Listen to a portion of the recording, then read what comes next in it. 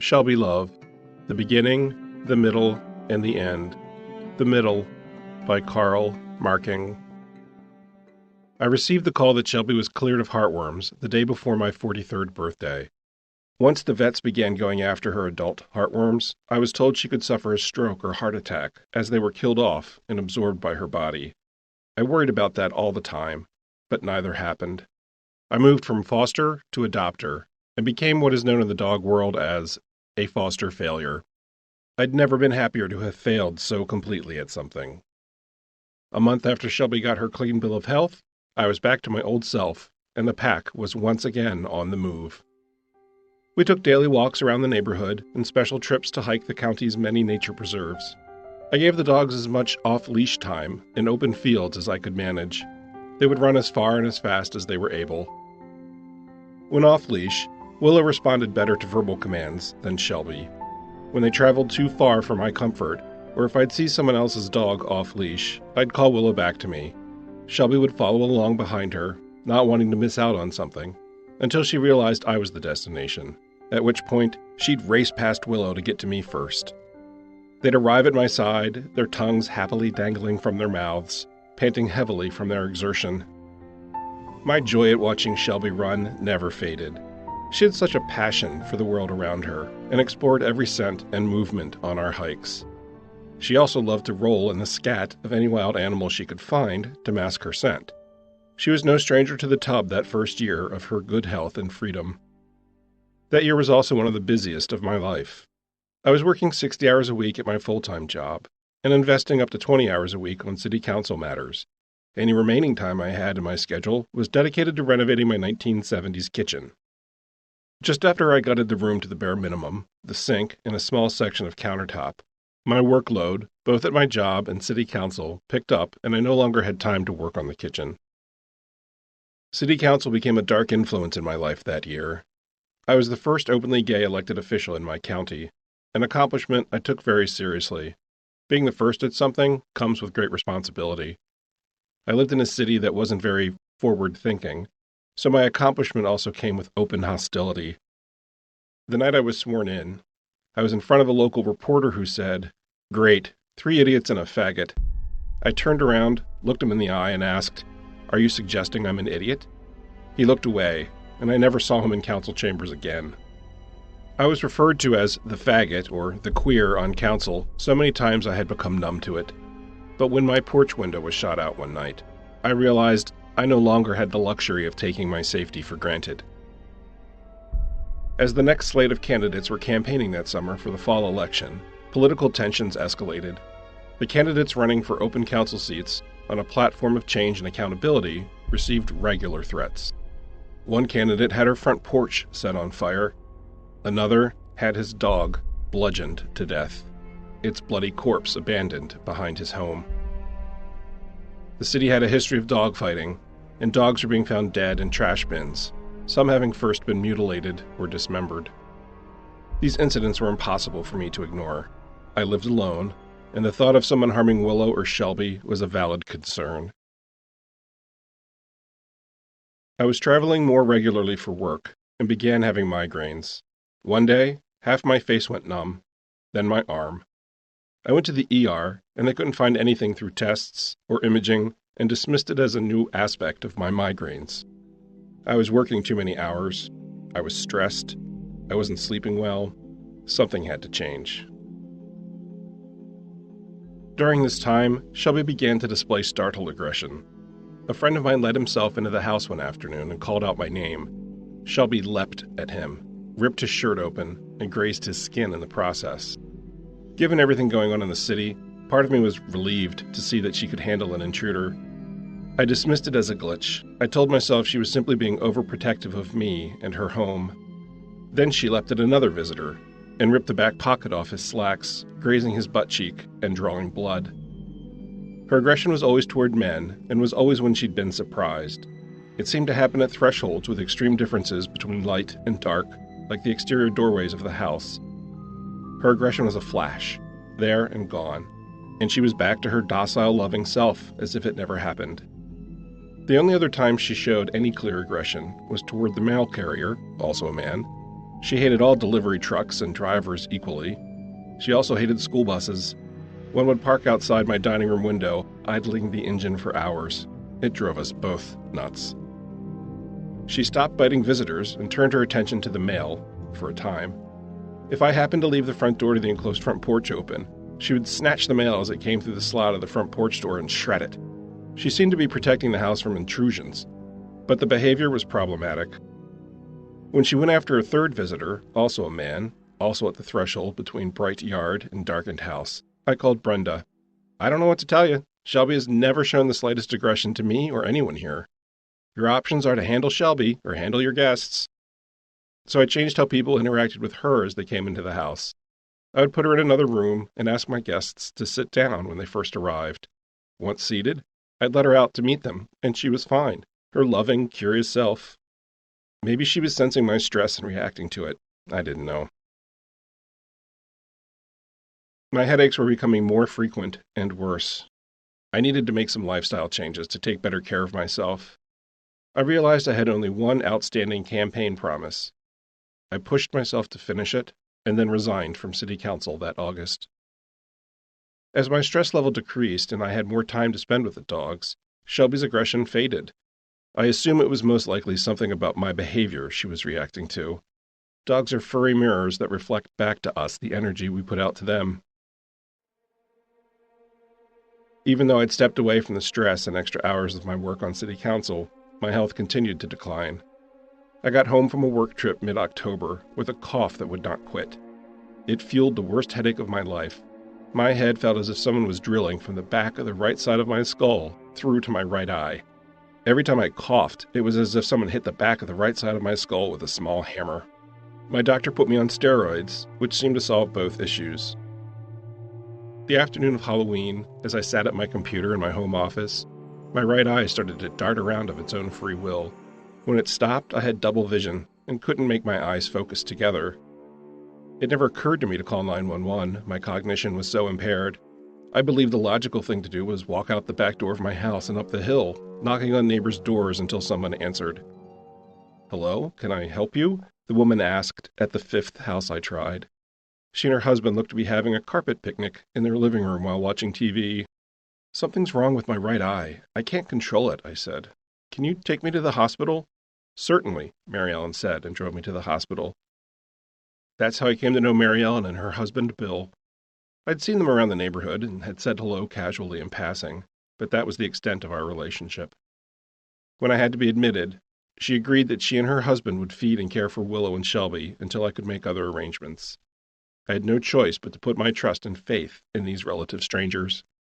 "Do you have your house keys?" she asked as she stood to leave.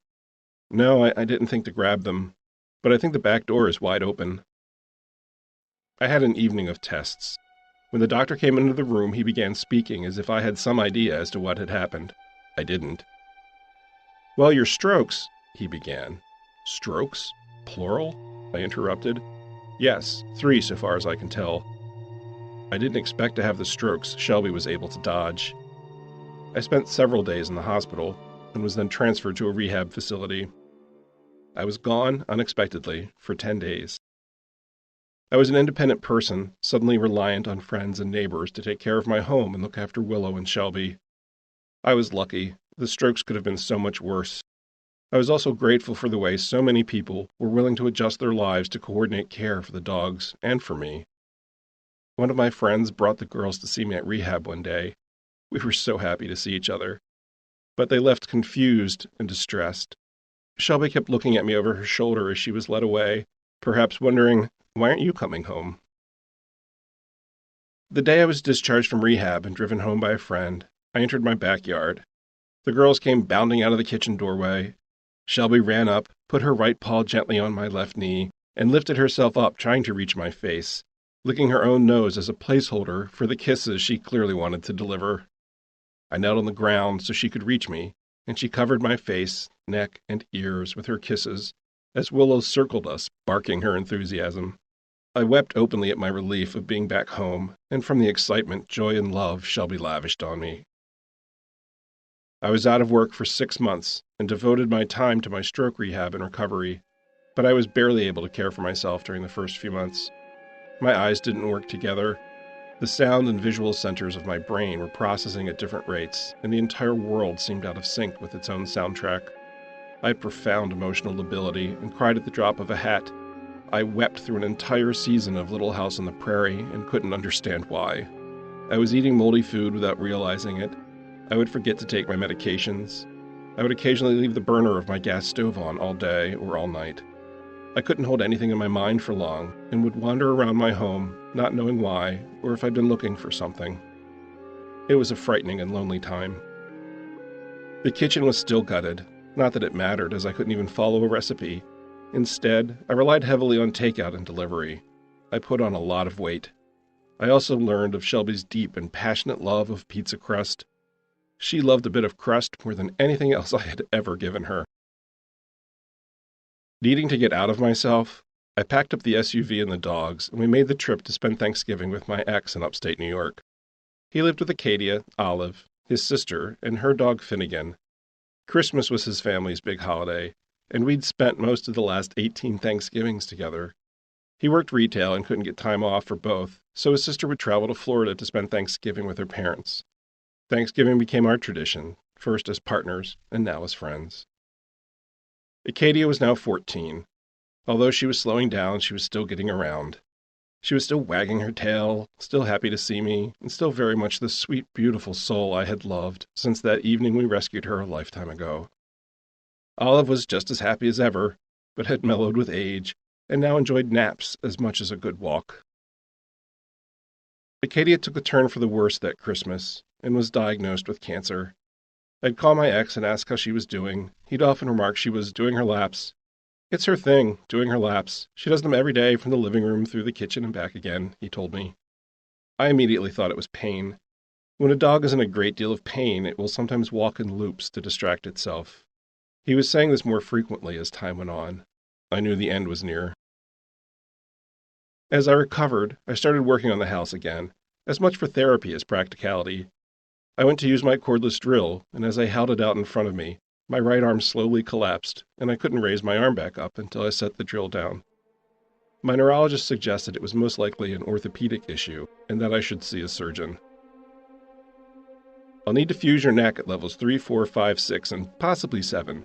I won't know until I'm in there, the surgeon said, looking at the results of the MRI he'd ordered. Is it that bad? I asked.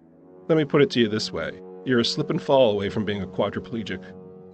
He wouldn't perform the surgery until I was a year out from my strokes and cleared by every medical specialist I'd seen during my recovery. I'd been forbidden to do anything more on the house by my entire healthcare team, due both to my strokes and the neck issue. So I packed up the girls and we headed to my ex's for the 4th of July. When we arrived, I took one look at Acadia and knew it was time. It was beyond time. Why don't you take the dogs for a walk and I'll hang out with Acadia, I suggested. She looked awful. Her fur was uneven, she was panting, her eyes, clouded from cataracts, seemed unable to focus on me. She was skin and bones, and doing the laps he'd told me about. Acadia? I said, then again more loudly. Nothing. She kept walking. I went to her and put the back of my wrist under her nose. She showed no outward sign that she recognized me at all. She eventually stopped walking and settled down on the living room floor, opposite the front door. I sat down beside her. Honey, it's me. She didn't react in any way. She panted and remained still as if she were alone. I put my hand gently on her back, and she jumped. I slowly petted her.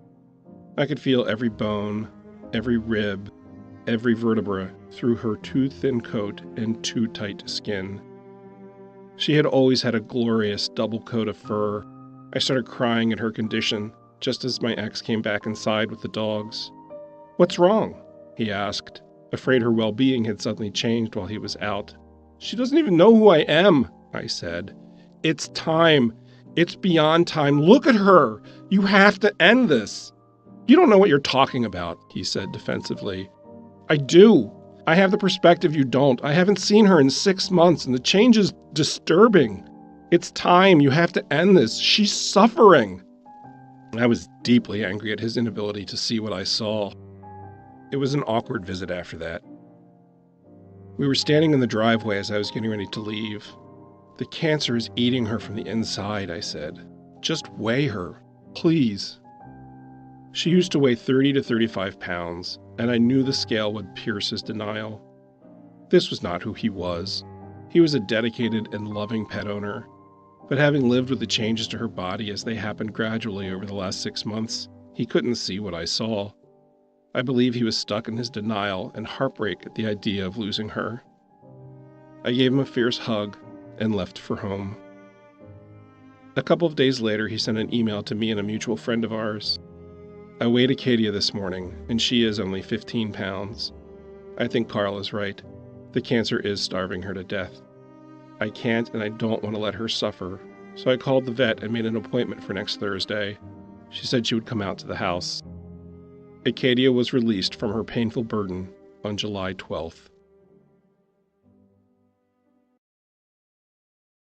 The following month, Shelby suddenly refused to go outside for last time out.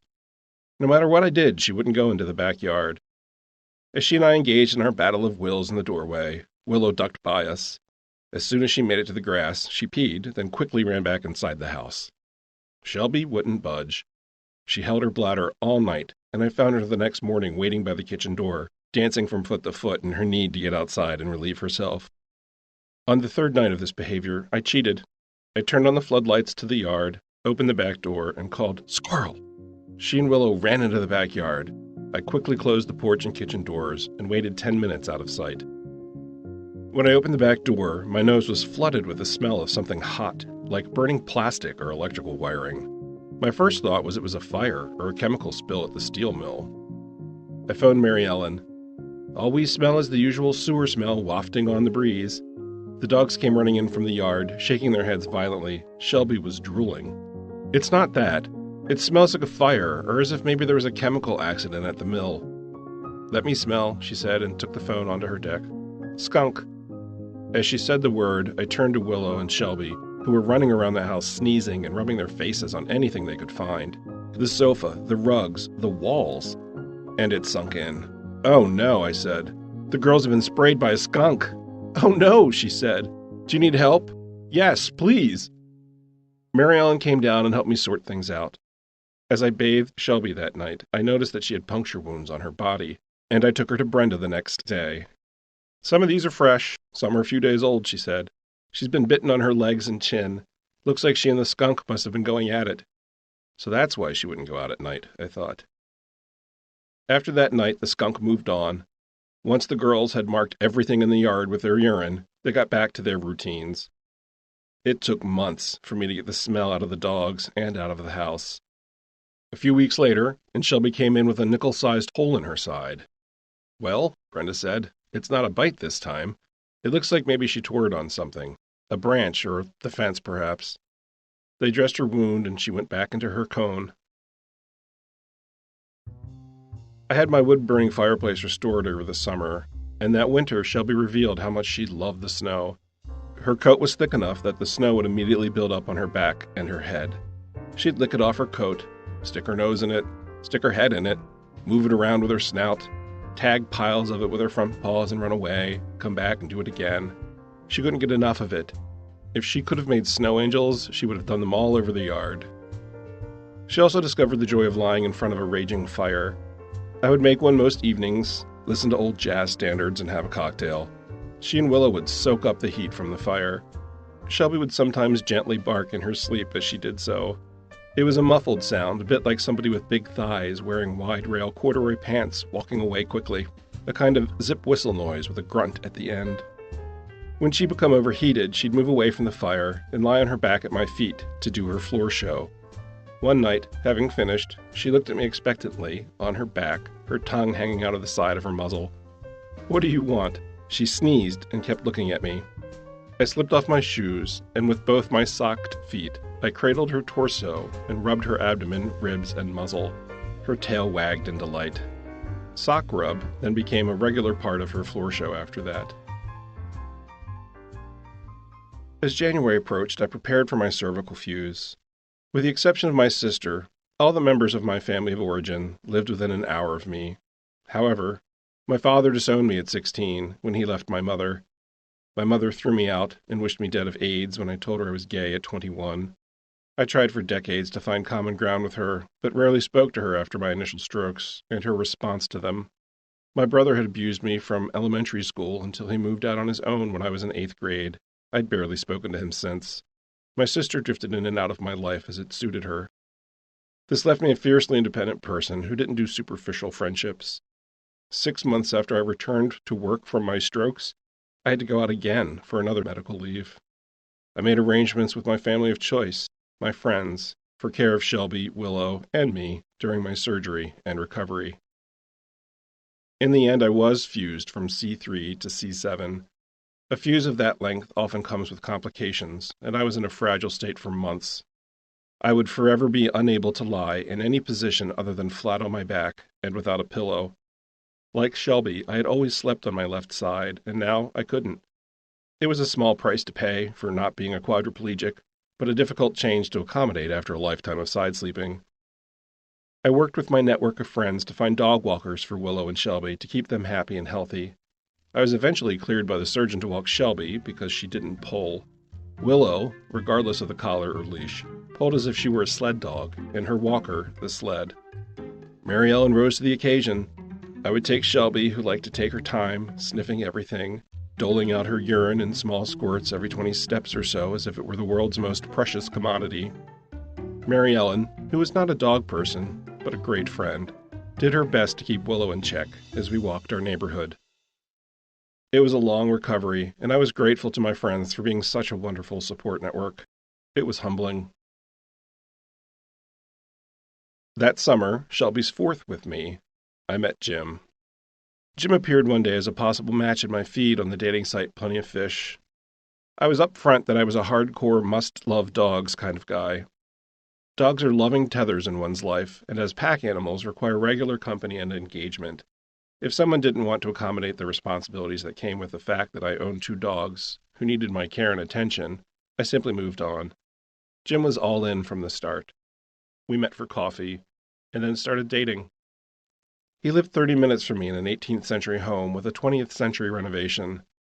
All the hardwood floors had been refinished and were free from scratches.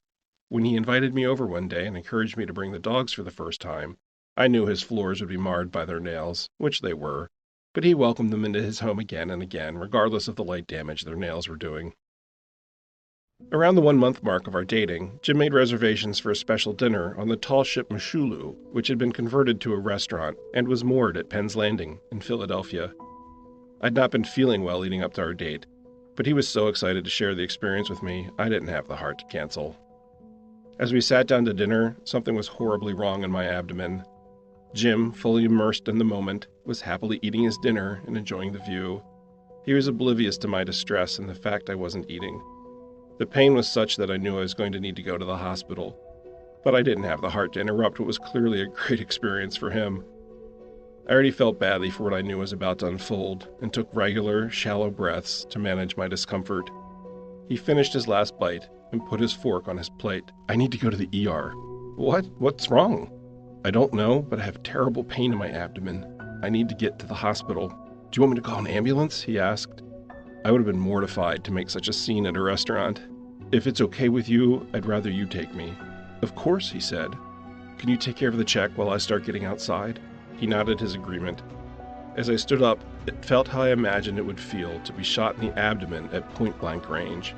I thought I screamed out in pain, but Jim told me later I hadn't. I grabbed the column closest to me for support and closed my eyes, trying to get through the pain and not collapse on the floor. There was no other side to the pain. "We have to go, now," I said. The ER triage nurse dismissed my symptoms as a gallbladder attack, but given my history of stroke and no prior history of gallbladder issues, I was unconvinced. Jim stayed with me in the ER lobby for several hours as they treated patients they'd assigned a higher priority. I couldn't even sit down, the pain was so bad. When I was taken into an exam room, they had trouble starting my IV, and my blood squirted on Jim's dress shoes. He was unfazed. I thought in that moment, this one may be a keeper. They took me for a CT scan and an MRI, and when the radiology reports came back, a doctor came into the room. "Can I speak in front of your friend?" "Yes," I said. "He has my blood on his shoes. The mystery is over." We don't know much, but we know one thing. You're full of shit. Gallows humor never bothered me, and given I'd already been through the medical mill, it was funny. Jim had the oddest look on his face. "What's wrong?" I asked. "Is it okay if I laugh?" "Go ahead," I said, and he released the last several hours of tension in a hearty laugh. It turned out the reason I hadn't been feeling well the past week or so was because my bowels had shut down in response to the stroke I'd apparently had in my abdomen. I was admitted to the hospital around midnight. What had happened was so rare, it took them 12 hours to diagnose. My care team was very grave and tight-lipped as I lay there on mandatory bed rest. I'd never experienced such pain. The organ damaged by the stroke had become necrotic and was slowly peeling away from my abdominal wall, which I learned is lined with pain receptors. I honestly didn't know if I was going to live or die, and there was talk of potentially having to have a colostomy bag as they were waiting to see the full impact from the event. I had many sleepless hours to contemplate my life, which one does in such situations. Cutting ties with family is never done lightly. As painful and caustic as my relationships with my family were, I held out hope in my heart that one day my mother and I would be able to repair or salvage our relationship. Fueled either by drug-induced optimism or perhaps bad judgment and a lack of certainty regarding my outcome of this most recent event, I called my mother, a retired hospital nurse, to let her know what had happened. I believed I needed to at least give her the chance to change, even if I no longer believed she was capable of doing so. "Maybe I'll come see you. I'll see," was her answer. Even though I knew intellectually she would most likely let me down, it was still painful. "You know what, Mom? Don't bother." I hung up the phone. She didn't bother. The emotional pull of family is strong, even in the dysfunctional ones. I coordinated coverage for the dogs from the hospital bed. Then Jim took over as I was in no shape to do anything. He was either by my side at the hospital, with the dogs, or at work. When he wasn't able to care for them, Mary Ellen, Bill, and a few of my friends took over. When I got home, Willow came out and met me in the backyard. Her tail was wagging. She peed, sniffed me, wrinkled her nose, and went back inside. Shelby was so glad to see me she couldn't contain herself. She'd run a few feet away, turn around, look at me, run back, stand up on her hind legs, gently tag me on the thighs with her front paws, run away again, and repeat the whole process. She did this until I got settled on the sofa. She jumped up next to me and wriggled her way as close to me as possible, licking my neck and the insides of my ear with her aardvark-like tongue. Tears flowed from my eyes, which she happily licked off my cheeks. I was so grateful to have survived another stroke and be back home with my girls. As Christmas approached, I brought the dogs to Jim's house as we were going to decorate for our first Christmas together. By the time we finished getting the tree, putting it up, and pulling out all the boxes of decorations, it was time for dinner. We used child gates to pen the dogs in his kitchen. When we got back, they had broken through one of the gates. The first thing I noticed was a mouse bait trap on the floor just outside his kitchen. It had been chewed open, and the bait was lying on the rug. "Jim, where did this come from?" "I don't know." His exterminator used mouse traps, baited with poison that smelled of peanut butter. They were placed in strategic locations in his attached garage and basement, both of which had doors he kept closed.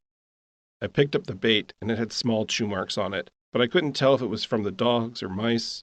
As I was examining the bait, he did a sweep of the house. "I left the door to the garage unlatched," he said. "It must be from in there. What do we do?" He was deeply upset.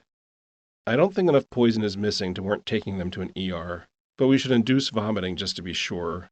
I need salt." He got salt, and I threw some into the back of Shelby's throat. Waited 10 minutes, but nothing. I grabbed my smartphone and looked up how to induce vomiting in dogs. Salt had been deemed risky since the last time I had tried to make a dog vomit. The recommendation now was a mixture of hydrogen peroxide and vanilla ice cream. "Do you have any hydrogen peroxide?" "I think so." He ran upstairs and came back carrying a bottle of peroxide. I mixed some salt and peroxide together in a glass at the kitchen sink to make sure the two agents wouldn't react. The last thing I wanted was some unexpected reaction in Shelby's belly. "Do you have any vanilla ice cream?" It was his favorite, and luckily he did. I followed the recipe for mixing the two together based on their body weight and offered it to them. They ate it up like a special treat. We waited 10 minutes. Nothing. "Let's let them run around outside," I said, thinking the agitation would move the process along. Shelby was the first to vomit, and again, and again. She vomited at least a dozen times all over Jim's yard. But Willow, stubborn thing that she was, didn't do a thing. We waited 20 minutes, and I figured, given her weight and the amount of poison that had been scratched off, she'd be fine. We went back inside. Jim and I were in his kitchen, coming down from the adrenaline of it all. Unbeknownst to us, Willow was vomiting all over Jim's first floor. She did it out of sight and in complete silence, so it took us a while to catch on. Jim, looking horrified, got towels, and I began to clean up the mess while examining it for signs of the blue wax-like poison. I had never seen so much vomit. I was on my hands and knees just outside the kitchen, covered in vomit. He came to check on me, got one whiff of the mess, and his gag reflex triggered. He ran back into the kitchen and began throwing up in the sink. Jim and Willow were now vomiting in unison, Jim at the sink, and Willow all over a box of Jim's Christmas tree ornaments. Shelby was loudly slurping water from the bowl on the kitchen floor. The combination of Shelby reloading with water, while Jim and Willow were actively vomiting, as I was cleaning up piles of vomit as quickly as they were being made, got me laughing at the absurdity of it all. I couldn't stop. I was on my knees, my hands full of gunk, belly laughing. "It's not that funny," Jim said, crushed that I would laugh at his misery. "I need something to drink to wash this out of my mouth," he said as he walked back into the kitchen. "Wait!" I called out and ran into the room behind him just as he finished the glass of salt and peroxide I'd left by the sink. He held up the glass, looked at it and said, "What?" as if to ask, "What is in this?" I looked from him to the glass. He looked back at me. His eyes widened, and he began throwing up in the sink all over again. I began laughing so hard I was crying, holding my vomit-covered hands up, trying to keep them from dripping on the kitchen floor. And that was how we started our first Christmas together as a pack. Everyone was fine, just a bit dehydrated. Our third year together, as I approached Jim's front door, I bent over to pick up a small branch on the brick path. As I stood up, I was struck by a blinding flash of light in my right eye. It was as if a lightning strike was running horizontally across my field of vision on a loop, crackling with blue, black, and white energy. I could barely see out of my right eye, and when I closed it, the light burned on my retina like the afterimage of a camera flash. We decided to go to Will's Eye Institute's emergency room in Philly, where it seemed as if every clinician, resident, and fellow in the building tested, poked, and prodded my eye. I was admitted to the hospital. I was told I'd had another stroke-like event, my fifth, this time in my retina. Part of my retina was dying from an interruption of blood flow. I felt as if my sense of self was being taken away from me. I was being eroded, bit by bit, and no one could give me an answer as to why. I lived under a cloud of constant fear.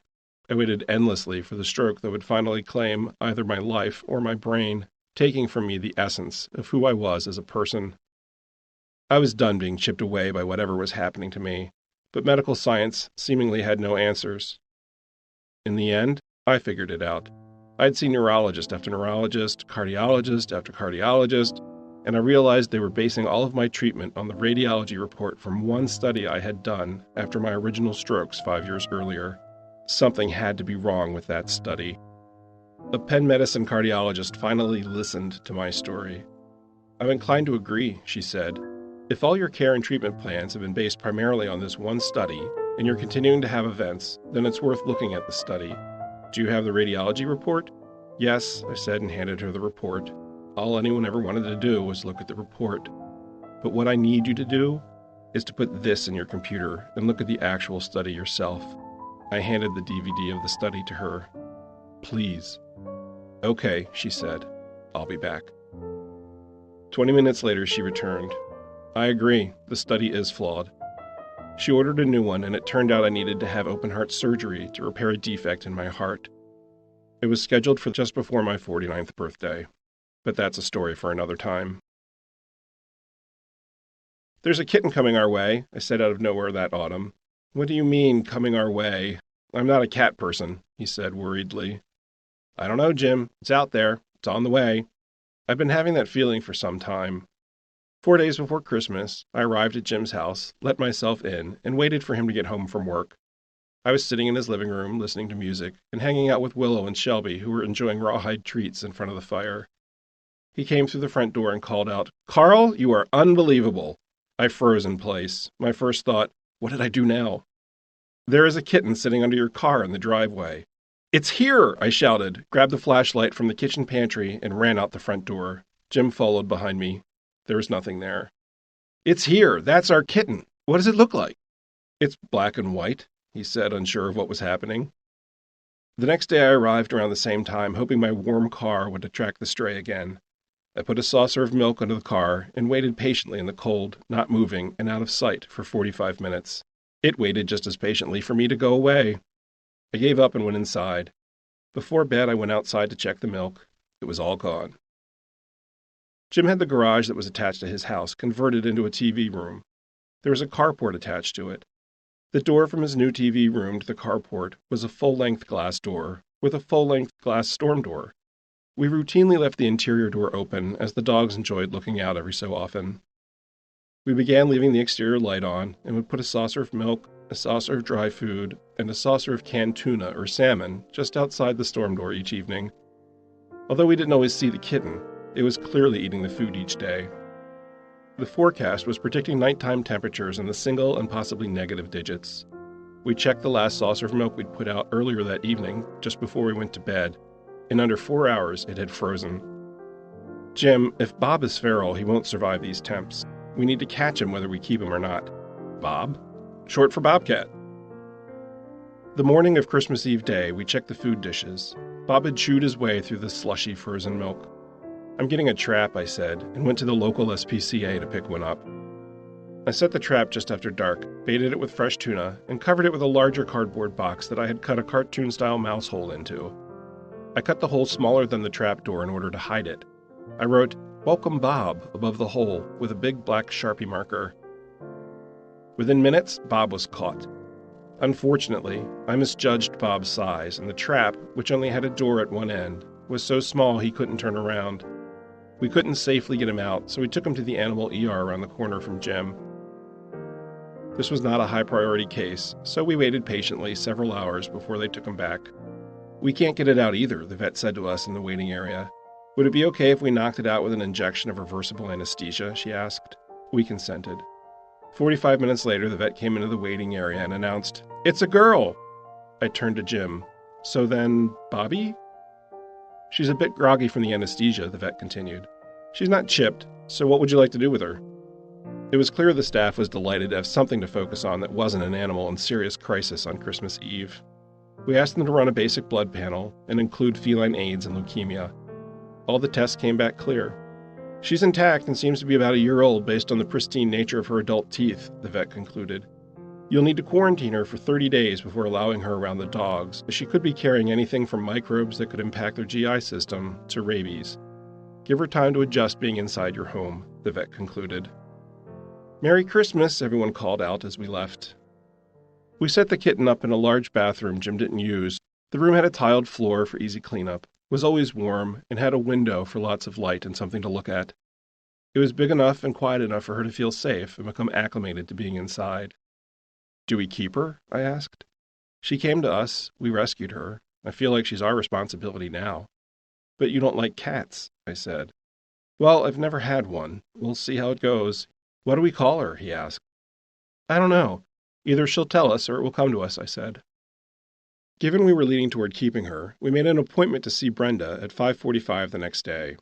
We started the process of getting her in her carrier just before 5, and finished 6:30. It seemed simple enough. Reach over the top of the clawfoot tub behind which she'd been sitting all day, doe-eyed, and pop her into the carrier. We had changed our clothes in preparation of how this could unfold. We both had long-sleeve shirts on, and Jim put on the leather gloves I had suggested. Then we went into the room. He managed to get her by the scruff of her neck on the first try. As he lifted her above the rim of the tub, it was as if her entire body turned into a physics-defying act of acrobatics. Her face transmogrified into something worthy of Gollum in The Lord of the Rings. She leapt from Jim's grasp, using the carrier as a launching pad, hurling herself across the room, easily 5.5 feet off the floor. I swear I heard her call out, "My precious!" She landed on the floor and quickly launched herself back into the air, hitting the wall 6 feet high to my left. With my own cat-like reflexes, I grabbed her and held her in my arms.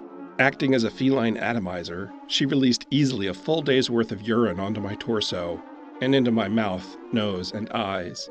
"Man down!" I released her. She landed on the floor and leapt onto the rough-hewn colonial-style wood door frame, her claws finding purchase in the unfinished wood. She climbed to the top of the frame, releasing more urine onto my unsuspecting iPad and reading glasses on the floor beneath her. She leapt again, back across the room, over Jim's head. She landed on a rough-hewn wood-framed windowsill beside a bronze statue of a bull moose. Cat and moose, equivalent in size, were standing butt to shoulder looking into the room, antlers and ears raised and ready for battle. "If only we had a camera!" I cried out.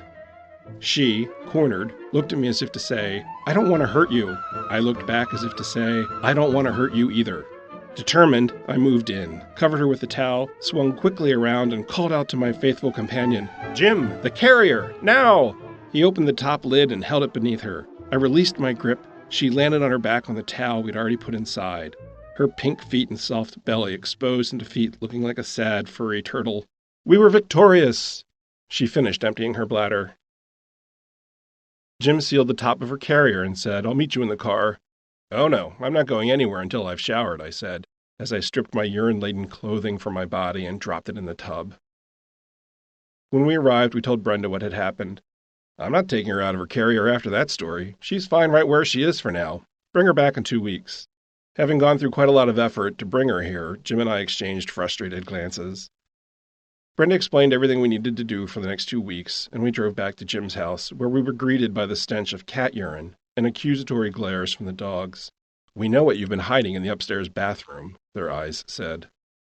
We cleaned up the bathroom, set the carrier on the floor, opened the door, and left the room. We then got ourselves cleaned up, went downstairs, and poured ourselves a drink.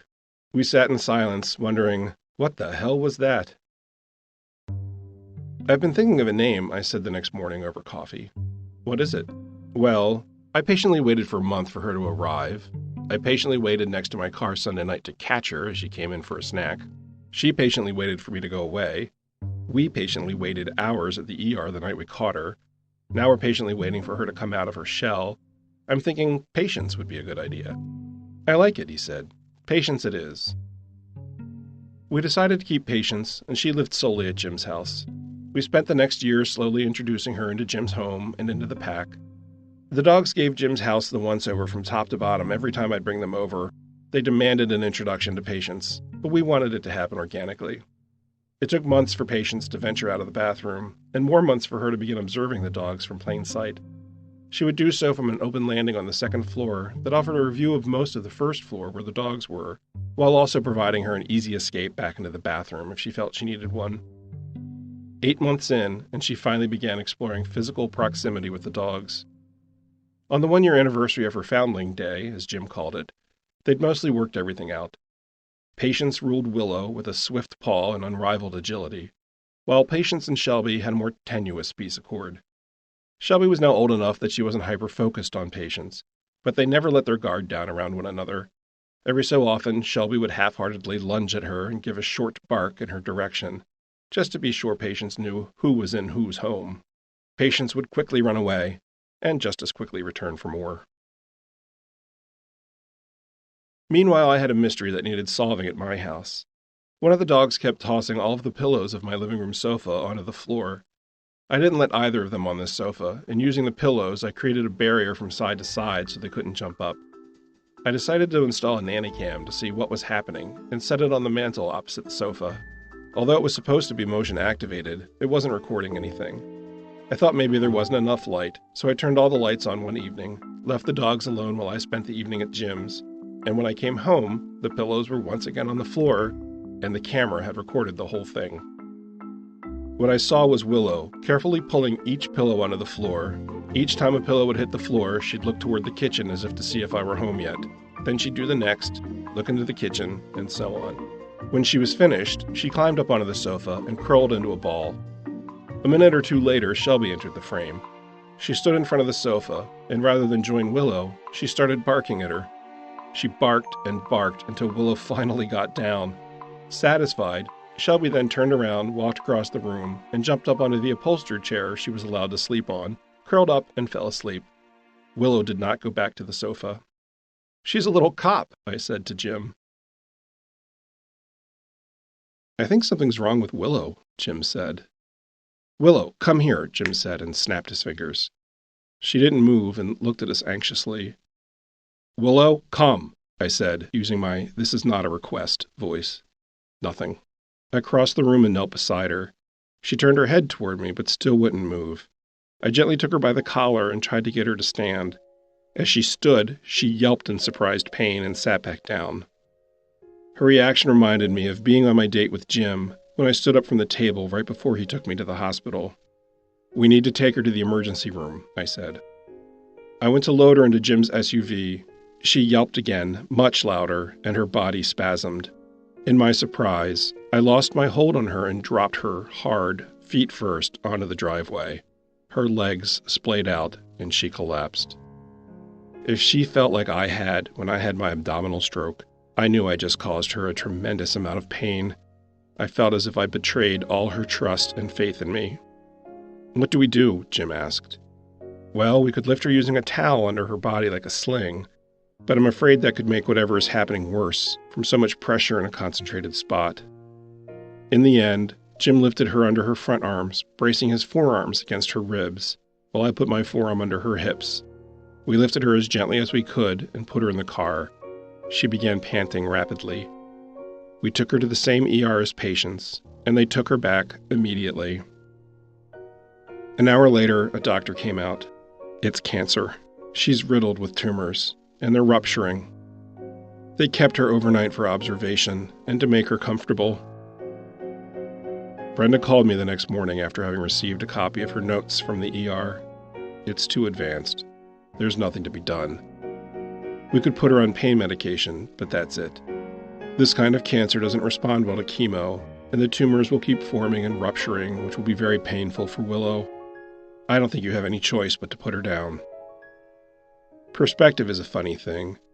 I was oddly grateful for the stroke I'd had in my abdomen. I knew what that kind of pain was like and didn't want Willow to suffer it. My experience greatly informed the decision we suddenly had before us. In under 12 hours, we had gone from noticing something was wrong to agreeing to euthanize her. It was the humane and right thing to do. We brought Shelby to the hospital with us so she could be with Willow, her packmate of 8 years, as she left our lives. Jim, Shelby, and I sat together in a small room off the lobby of the ER clinic. There is one door to the lobby and another to the treatment area. Both doors had windows, and people waiting in the lobby would curiously peek through the window at us as they walked by. I'd glare at them as if to say, "Do you mind? We're in the middle of ending our dog's life." Anyone who looked into my eyes quickly looked away. A vet tech brought Willow into the room. One of her hind legs had been shaved, and she'd been given something to make her comfortable. On mostly steady legs, she happily trotted over to us, hoping, I'm sure, we were there to get her the hell out of that place. She wore her biggest, sweetest smile, and her bright pink tongue, with its dark chow birthmark, hung happily from the side of her muzzle. That's when I saw the PICC line taped to her hind leg, where they'd give her the final injection. "Just knock on the door and let us know when you're ready," the tech said, and left us to say our goodbyes. Willow curled up on the floor between us, and we petted her luxuriously thick reddish gold coat and told her we loved her. Shelby looked on from a wary distance. "How do I choose which moment is her last?" I asked Jim through my tears. He was crying too and couldn't speak. He reached out and took my hand. The door opened and the vet tech peeked in. "We're ready," I said. We were anything but. The tech returned with the vet, who was carrying the syringe that would end Willow's life. She inserted the needle into the PICC line. "Are you ready?" she asked gently. "It will happen very quickly. I don't want you to be surprised." Although I'd seen Petunia euthanized years earlier, I was certain, no matter what, it was going to surprise me. Neither Jim nor I could speak, and nodded our acknowledgement that we were ready. We took turns giving Willow's head and neck long, tender strokes. Shelby was paying close attention, but maintained her distance. The vet pressed the plunger, and within seconds, Willow was gone. Her bladder released immediately onto my leg and the floor. Her coat felt different, less luxurious, less soft, lifeless. She was 11. The next day, Shelby wouldn't stop shaking, and the next, and the next.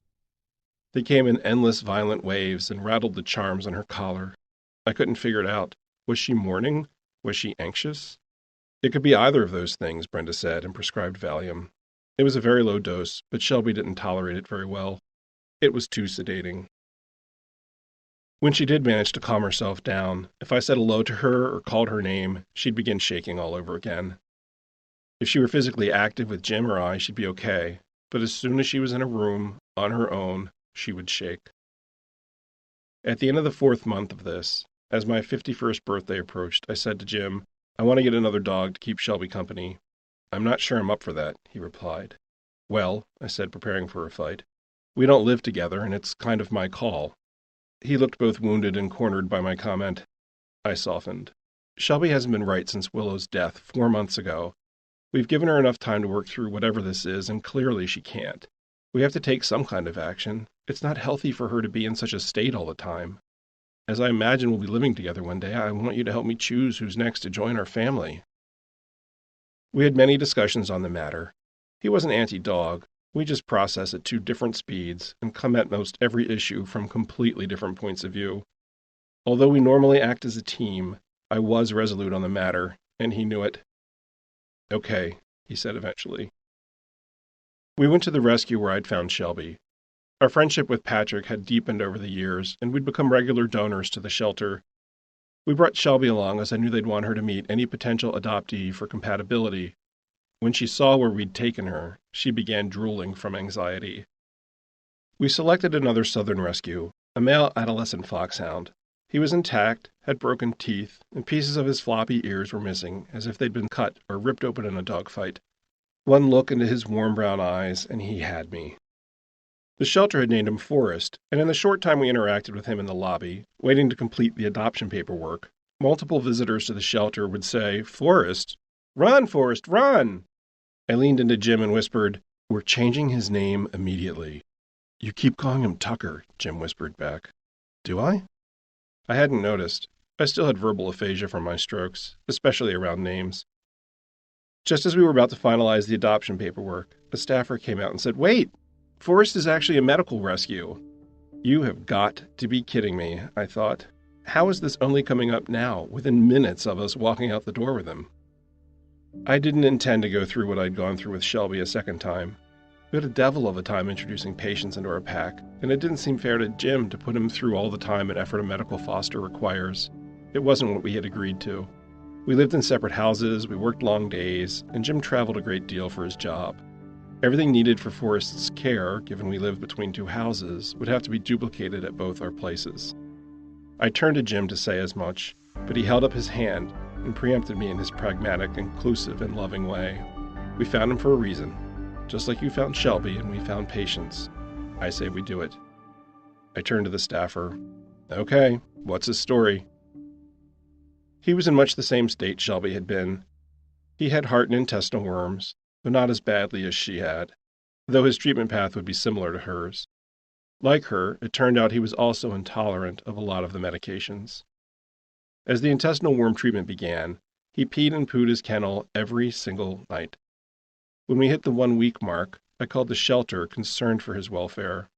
"I know it's challenging for you and for Forrest," the care coordinator said. "The drug almost always causes diarrhea and has the unfortunate side effect of making him both thirsty and incapable of controlling his bladder." Well, that's a hell of a combo, I thought. By the end of the 1st week, Jim and I had a routine down. Take him outside, remove the bedding and wash it, remove the liner of the kennel and hose it off in the shower, and give him a shower or a rinse off as needed. His constant peeing was the worst for him and for us, especially if he'd lift his leg and pee through the kennel and onto the floor. It was so bad at one point we kept him in the large downstairs shower with a full-length sliding glass door. We just washed everything down the drain each morning and would give him a bath as needed. This routine lasted for 30 straight days. Once his intestinal worms were sorted and he and Shelby could share space together, she stopped shaking, immediately, as if a switch had been flipped.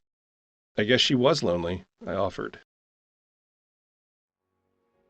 Late that spring, we decided to combine homes and spent the early part of the summer looking at houses. Tucker, formerly Forrest, had proven to be a sweet and tender dog, but also an escape artist and a runner. He escaped any chance he could, and being a nose with 4 legs, instantly disappeared, following whatever scent he'd picked up. We learned to be diligent with his transfers in and out of the house and the cars. We settled on a place with 20 mostly wooded acres, a large enclosed paddock, and a good-sized section of maintained yard. Tucker could run in the paddock to his heart's content, and Shelby could explore the grounds without worry of uneven terrain or hidden wild animals. It was a perfect property for them, given their different needs and stages of life. The house had been vacant for several years and needed to be renovated. While the work began that summer, Jim put his house on the market. That autumn, he and Patience moved in with Tucker, Shelby, and me. As fall turned to winter, Shelby showed signs of neck discomfort and became less interested in exploring the backyard. I took her to see Brenda. She's also getting weird about transitions from light to dark. When she comes in from outside on a sunny day, she'll stop at the doorway before coming in, like she's letting her eyes adjust. The x-rays are clear, so I'll give you an anti-inflammatory for her neck. Regarding the doorways, you may want to take her to an ophthalmologist. I didn't know there was such a thing for a dog. Dr. Lutz had a busy practice, and we got an appointment for the coming February. Shelby's eyes had begun to cloud, and I was afraid she was coming to the end of her interest in exploring the world around her. On our first visit with Dr. Lutz, she noted Shelby's eyes were irritated and prescribed eye drops. Within 5 days, Shelby was back to exploring the yard and trotting through the door with confidence. We were so relieved for her. Then the COVID-19 pandemic arrived, and everyone's lives were shut down. Around my 53rd birthday, a full year into the world of COVID, Shelby began having orthopedic issues with her hind legs, specifically her hocks. They would swell and make it difficult for her to walk. The swelling would wax and wane, but she benefited from medication and regular physical therapy and quickly got back to normal. That spring, she began getting winded when exerting herself and developed a huffing sound, just shy of a cough, as if she were trying to clear her throat. I knew from past experience this could mean something related to her heart, so I took her to Brenda, who recommended we get her worked up by a cardiologist. At this point in history, all doctors in the vet world were booking months out. The first appointment we could get was early July. By June, she was getting winded more easily, but the huffing wasn't any worse. Her left atrium is enlarged, and she has a mild heart murmur, the cardiologist said. I'm going to add an ACE inhibitor to the other meds. She responded to the medication and was back to going on walks, exploring the yard, and chasing the occasional trespassing squirrel. As we approached the 1-year anniversary of buying our new home, the majority of renovations had been completed, and we decided to move in mid-July. Shelby's issues were under control, the eye drops continued to help her vision, her orthopedic issues were stable, and she was able to enjoy walking the grounds with us and the occasional short run with Tucker in the paddock. We had previously scheduled Shelby's next follow-up with Dr. Lutz for the end of July. The update we provided was that she was doing well. We noted that her eyes seemed to have clouded a bit more, and that she showed some hesitation around transitions from bright to dark spaces. But otherwise, she was fine. We also let her know about her recent echocardiogram. We left that visit with an additional eye drop and a recommendation for a supplement that would help her overall eye health. The tech brought Shelby out to the car as we still weren't allowed in due to COVID. She gave us her meds and handed us some information about cataract surgery that Dr. Lutz had said she'd provide. If you're interested, call the office to schedule her pre-op testing, the tech said. When we got home, Jim and I discussed it. What do you think? I asked. I think if it gives Shelby a better quality of life, we should do it, Jim said. What about her heart murmur and her age? The pre-op testing will show if she's a decent candidate. And Dr. Lutz said she'd consult with anesthesia and cardiology as needed to make sure she's safe if we do move forward. We decided to go ahead with her pre-op testing. It was scheduled for the end of August. When the day came, we dropped Shelby off for her half-day of testing. Everything indicated she'd be a good candidate. Dr. Lutz emailed us that she'd gotten the cardiologist's notes and had left him a message. Now it was a matter for us to decide whether or not we wanted to do it. I wanted to give Shelby this gift, but I was concerned about her age and her heart. I kept thinking about Acadia's eyes the last time I'd seen her. If cardiology thinks it's safe, I think we should do it, I said. Jim agreed. The surgery was scheduled for October. Can you imagine what it's going to be like for her when she wakes up one morning and can see clearly again? I was so happy we could do this for her. She had such a rough start when she came into my life. It was deeply important to me to make the last part of her life as easy for her as I could. In mid-September, Shelby's hock flared up again, and I took her to see Brenda. Well, we'll do the usual things for her hock, but I heard a heart murmur on both sides of her heart, and I don't like it, she said. It's no surprise given her history of heartworms and her age, but it's above my pay grade. I strongly suggest you make another appointment with a cardiologist for another echocardiogram to see what's going on. He was booking months out, and the earliest we could do was the beginning of December. We did our best to ensure Shelby's quality of life, and any ailment that she suffered, we did our best to resolve it. We were doing eye drops every day to help her vision. We were taking her to physical therapy to keep her limber and strong. We were watching out for her heart to ease her breathing and keep her safe. And we were about to restore her eyesight. Although Shelby had reached that age where she was naturally slowing down, she still had plenty of time ahead of her. She had waded the banks of rivers and streams, hiked along railway beds and explored forests and nature preserves. She traveled throughout Pennsylvania, upstate New York, and once spent a week in Vermont, where she got to hike part of the Appalachian Trail. She saw the Atlantic Ocean and ran along the water's edge on the beach. Shelby was enjoying a wonderful life, full of adventures, great and small, and love. So much love.